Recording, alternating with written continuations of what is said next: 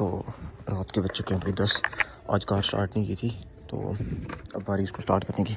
इसने स्टार्ट पता कैसे होना है इसके साथ भाई, इसके साथ कार के साथ क्या हुआ है, क्यों ऐसा भी हम ऐसा कर रहे हैं, सब बताऊंगा मैं। जस्ट पहले मेरे को एक इंजेक्शन बनने दो।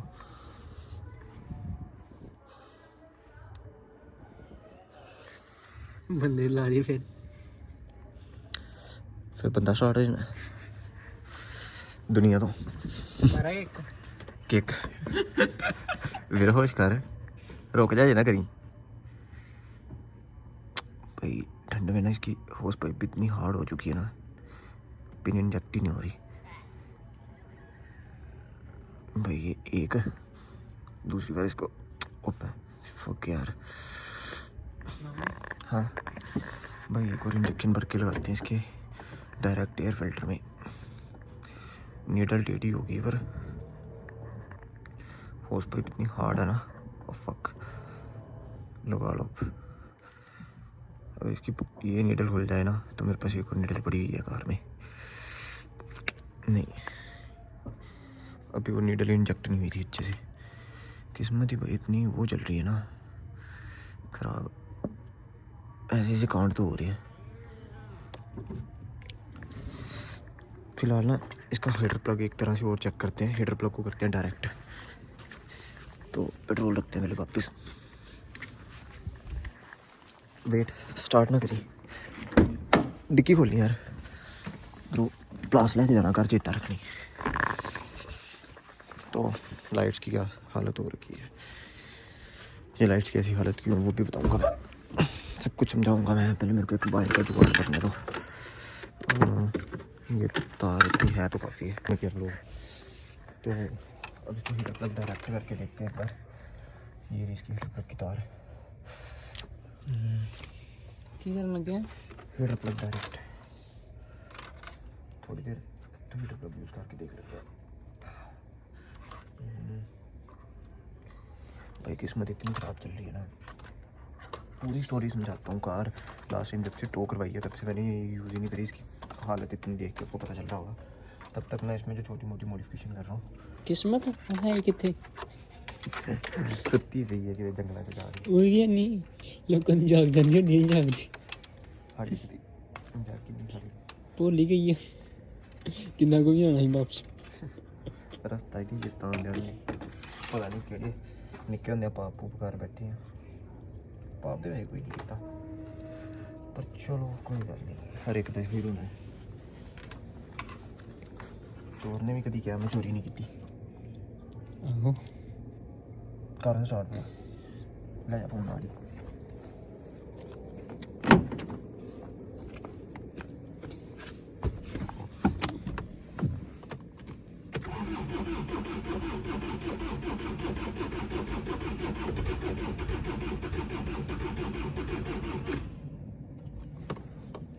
ਰਾਗੀ ਸਟਾਰਟ ਹੁੰਦੇ ਹੁੰਦੇ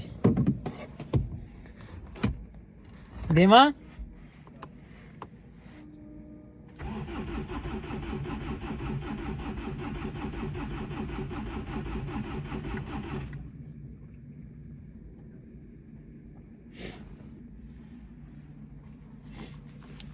पेट्रोल भरना थोड़ा जिहा, बैटरी भी चार्ज है।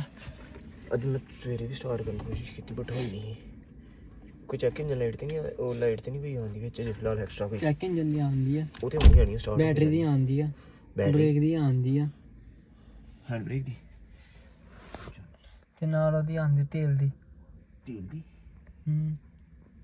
वो सारी स्टार्ट हो के चली जानी है। स्टार्ट तो पहले एक बारी पेट्रोल पाना।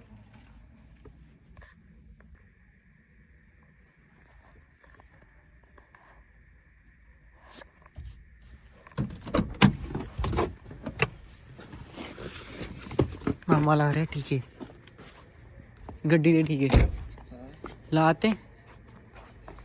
ये नहीं लाते किस्मत में कितना बड़ी दे सेल्फी मारते मिट्टी का नाम है एक और डॉक्टर लग जाओ, कुछ आएगा तो सही। मेरे जी में डॉक्टर लग गया ना, मैं बुखार वाला बंदा भी दवाई दे के मार दूं। बच्चे पेट्रोल पा देना। सीरियस पेशेंट ते बचा दी दूर दी गल है। दिल बुखार है जाना वो भी बंदा फुड़ के जाना मेरे को मैनू अपनी डॉक्टरी ते पूरा भरोसा है मैं मरदा बंदा बचा लांगा बट जेह्ड़ा बचदा बंदा होएगा वो मारदा चलो दवा लाओ टीका पर दे दा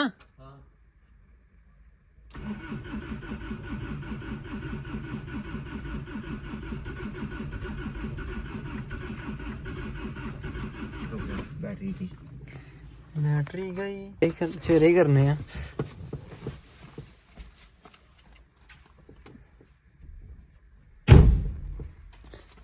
सवेरे ਕਰਨ ਦਾ ਫਾਇਦਾ ਹੁਣ ਜਿਹੜੀ ਸਵੇਰੇ बैटरी चार्ज होनी होगी नहीं होनी हाँ बैटरी लवा के लेने नाल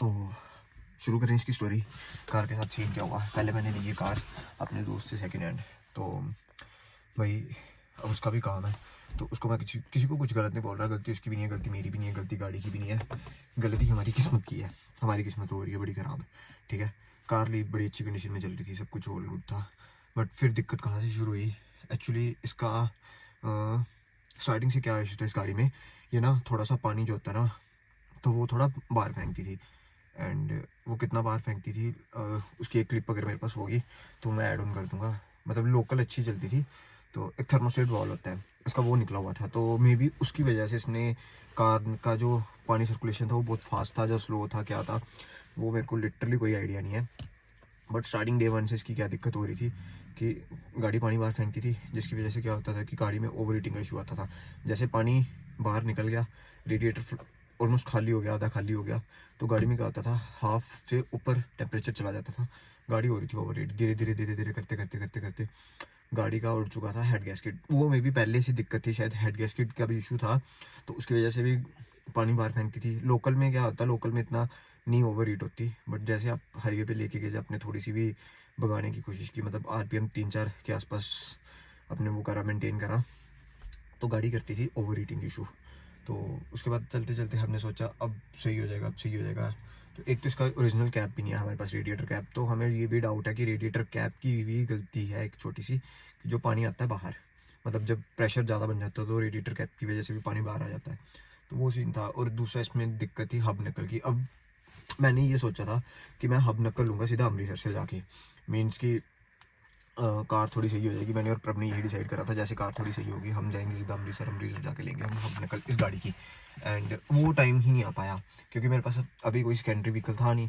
सेकेंडरी व्हीकल क्या हुआ क्यों बेच दिए सफारी वगैरह हमने क्यों सेल की सारी गाड़ी क्यों सेल की वो भी एक बहुत बड़ी स्टोरी है वो भी मैं सुना दूंगा थोड़ी फाइनेंशियल कंडीशन ऐसी हो चुकी थी कि सेल करनी पड़ी एंड उसके बाद हमने सोचा कि ये कार ले लेते हैं फ़िलहाल थोड़ी हमारे बजट में आ रही है एंड इसको बाकी मॉडिफिकेशन करेंगे अपने हिसाब से कस्टमाइजेशन करेंगे सब कुछ कर लेंगे और दूसरा गाड़ी ये लेने का रीज़न ये था सबसे पहले तो गाड़ी ये लेने का रीज़न ये था कि ऐसी कार पूरे पठानकोट में नहीं है पूरे पंजाब में बहुत ही रेयर है तो डिसकंटिन्यू हो चुकी है 2000 cc इंजन है हमें मेन ये चाहिए था क्योंकि अब हम उस लेवल पे पहुंच चुके थे हम छोटे इंजन्स में हमें मज़ा नहीं आ रहा था मतलब 1000 1200 1300 1500 में कोई मज़ा नहीं आ रहा था और थे उस लायक अच्छे इंजन भी थे बट हमें हमारी जो पसंद है मेरी और प्रभ की वो है बल्कि गाड़ी मीन्स की पहले प्रभ का पॉइंट ऑफ व्यू जानते हैं किहड़ी कार पसंद है तेनों मैनू होए वड्डी वड्डी छोटी छोटी जाने निक्की होए भज्जन वाली हाँ तो जो भागने वाली गाड़ी की स्टोरी है भाई वो तो हम अफोर्ड नहीं कर सकते सीधी सी बात अभी फाइनेंशियल सिचुएशन हमारी ऐसी हो रखी है कि हमें चाहिए एक बजट कार जो हमारे बजट पे इशू ना डाले और प्रभ को क्या तेरी फेवरेट गाड़ी किहड़ी है पहले बस सफारी सफारी भाई सफारी लिटरली मेरी भी इतनी पसंद है ना मैं अगर आज भी मेरे पास 2-2.5 लाख 3 लाख का बजट हो मैं सफारी अफोर्ड ले लूँ बट सफारी को अफोर्ड करना भाई बड़ी महंगा सौदा पड़ता है प्रभ को पता है 7-8 ਦੀ ਉਹਨੇ ਐਵਰੇਜ ਦੇਣੀ ਤੇ ਰੋਈ ਨਾ ਮੰਗਾ ਭੇਜਦਾ ਹੁਣ ਉੱਡ ਗਿਆ ਪਰ ਉਹਦਾ ਇੰਨਾ ਨੁਕਸਾਨ ਨਹੀਂ ਹੁੰਦਾ ਜਿੰਨਾ ਵਿੱਚ ਹੁੰਦਾ ਉਹਦਾ ਸਮਾਨ ਮਿਲ ਜਾਂਦਾ ਸੀ ਉਹਦਾ ਸਮਾਨ टेंशन फ्री है हाँ ये गल ठीक है बट मेन चीज़ ये हुई कि अगर आपको 100 किलोमीटर भी जाना है 100 किलोमीटर तो कुछ भी नहीं होता कार के लिए ट्रैवल करना 100 किलोमीटर भी कितने का तेल लगता था ਉਹਦੇ ਤੇ 7-8 ਦੀ ਉਹਨੇ ਐਵਰੇਜ ਦੇਣੀ घट्टो घट कम से कम 2-2.5 हज़ार का उस पर डीजल चाहिए ही चाहिए अगर आप कहीं 70-80-100 किलोमीटर घूमने जा रहे हो बट वो जो गाड़ी थी ना लिटरली फॉर्च्यूनर खड़ी कर दो एक सफारी के पास में वही फॉर्च्यूनर भी किसी एक लेवल तक ना छोटी लग जाती है आराम नाल है ना दूरी लगती कोई आंदी गड्डी प्लस उसके सस्पेंशन भाई प्लस उसकी रिलायबिलिटी सब कुछ सही था बढ़िया था बट हमें एक तो वो एक्सपायर थी गाड़ी इसलिए बेचनी पड़ी प्लस ये था कि वो नोटिस में इतनी आ चुकी थी नॉर्मली ਆਪਾਂ ਜਾਂਦੇ ही शरीफा को पुलिस चौके ले जाती है नहीं ਹੁੰਦਾ भाई वो उसमें भी किस्मत ख़राब चल रही थी हमारी। फिर हमने ये गाड़ी थोड़ी ऐसी एक सिचुएशन भी बन गई हम पे कि हमें गाड़ी लेनी पड़ी। फिर हमने जल्दबाजी में ये गाड़ी ली सोनाटा।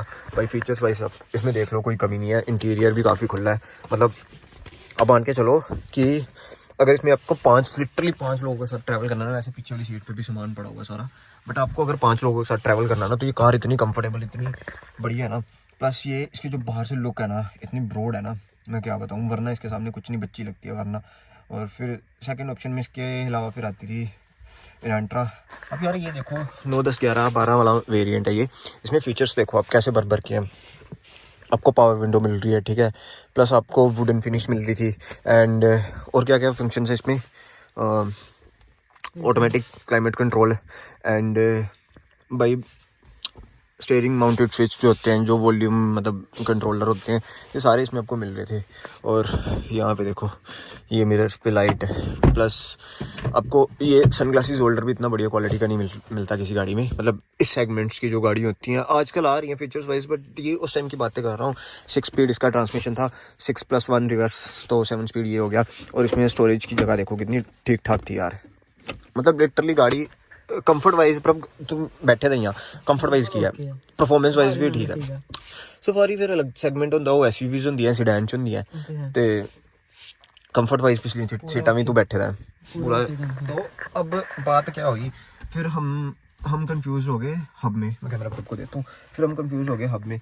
भाई एक दिन क्या हुआ, मैं ना मैंने सोचा चल ज़्यादा, मैं जब से इसका हेड गैस्केट का इशू आ रहा था, तो उसके बाद इसका हमने क्या करा कि मेरे फ्रेंड ने उसका कैप करा परमानेंटली क्लोज, मतलब परमानेंटली क्लोज नहीं करा, उसमें थोड़ी एक्स्ट्रा रबर की पैकिंग देके हमने उसको कर दिया बंद, ताकि उसमें से एयर पास ना हो, बाहर ना आए। ठीक है, अच्छा टेंड ब्रो टेंशन करके टेंड पै जाती है।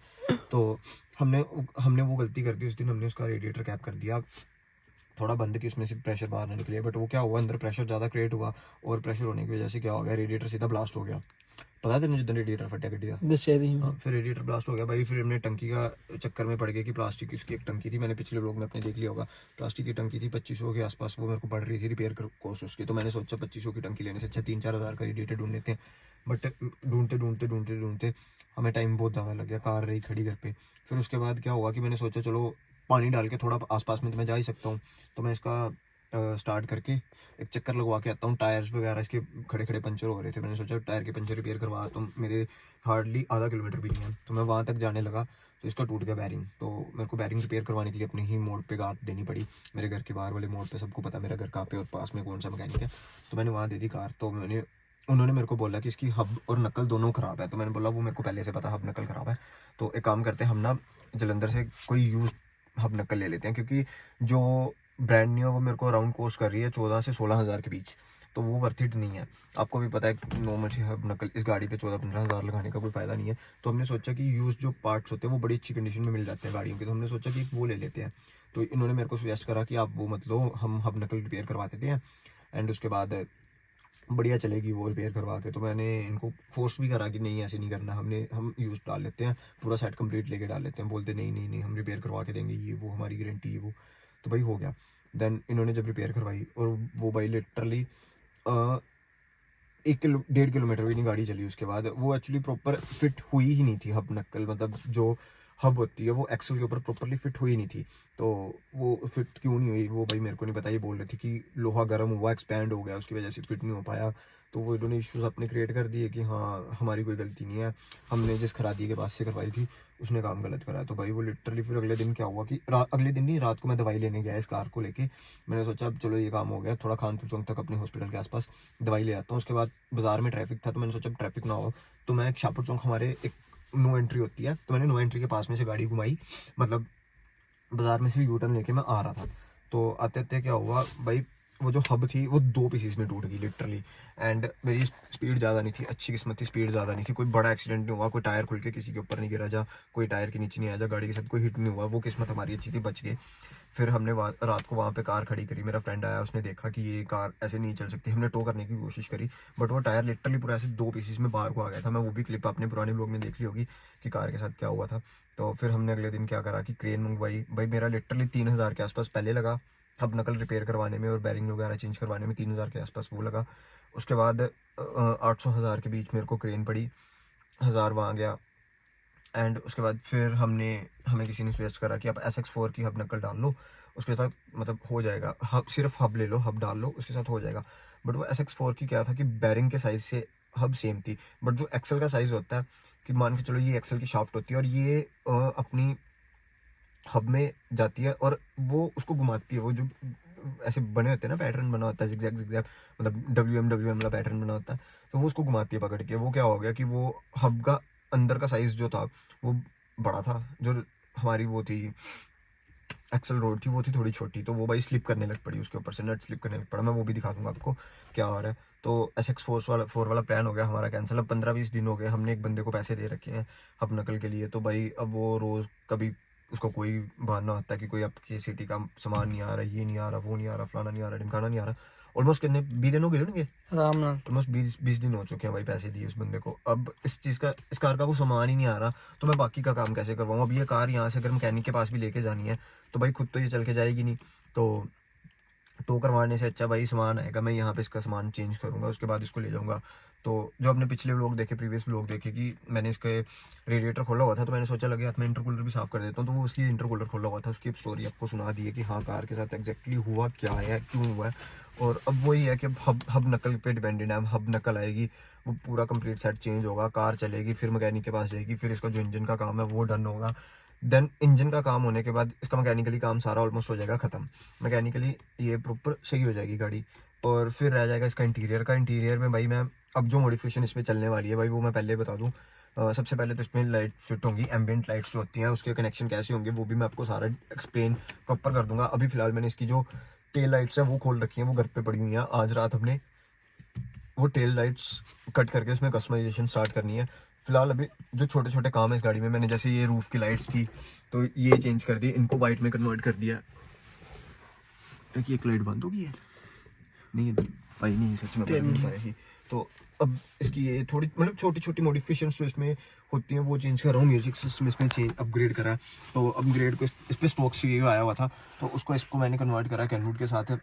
अच्छे मॉडल्स हैं कैनवुड के भी, और ये मैंने क्यों यूज़ करा है डोल्बी एटम्स की वजह से। और इसमें लग रखा है DSP 7600 और 2 पीछे वूफर लग रखे हैं, एक डबल कोयल है पॉइंटर का और एक हैंडमेड सब वूफर है, उसका भी आउटपुट काफ़ी अच्छा है। गाड़ी लिटरली पूरी वाइब्रेट करती है भाई, मैं वो भी क्लिप ऐड करूँगा। गाड़ी NOC नो कॉपीराइट होता है ना NCS का, शायद NCS सुनते हैं ना, NCS के गाने वगैरह प्ले करके एक आउटपुट आपको सुना दूंगा। और इसके पीछे वाले डोर स्पीकर्स नहीं है, तो इस वजह से हमने कोएक्सियल रखे हुए हैं, ओवल्स जो होते हैं सोनी के, एंड वो पेटी में वो पहले पीछे ट्रे पे रखे हुए थे, अब उसका भी जुगाड़ होगा। मतलब लिटरली सारा ही प्रॉपर इसका काम होगा, बिग 3 होगा इसमें।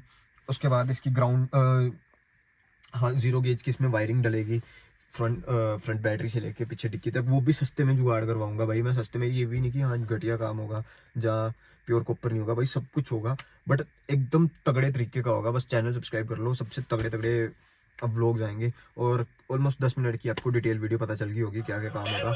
एंड कुछ दिन का वेट कर लो, उसके बाद भाई जब ये कार चलने लग पड़ेगी मैं लिटरली ऐसी कस्टमाइजेशन करूंगा इस गाड़ी में खुद। मतलब ये नहीं कि बाहर से जहाँ एक्स्ट्रा पैसे पे करके, भाई टेस्टफुली मॉडिफाई होगी, सब कुछ काम होगा। इसका इंटीरियर का काम अभी होगा, इंटीरियर हमने वैसे क्लीन करना है, एक बार क्लीन करी थी पिछली सीट्स, तो आगे वाली नहीं करी क्योंकि अभी पता है हमारा मैकेनिकल वर्क चल रहा है तो गंदी होंगी बार बार, तो एक बार प्रॉपर इंटीरियर क्लीन होगा। एंड ये सारी वुडन फिनिश में जाएंगी, इसकी सारी जो मतलब ये जो पार्ट्स हैं ना इसके सिल्वर कलर के, ये सारे वुडन फिनिशिंग में, जहाँ तो इसको हाइड्रो टिप का पता करेंगे वो होगा, नहीं तो इसको रैप करेंगे।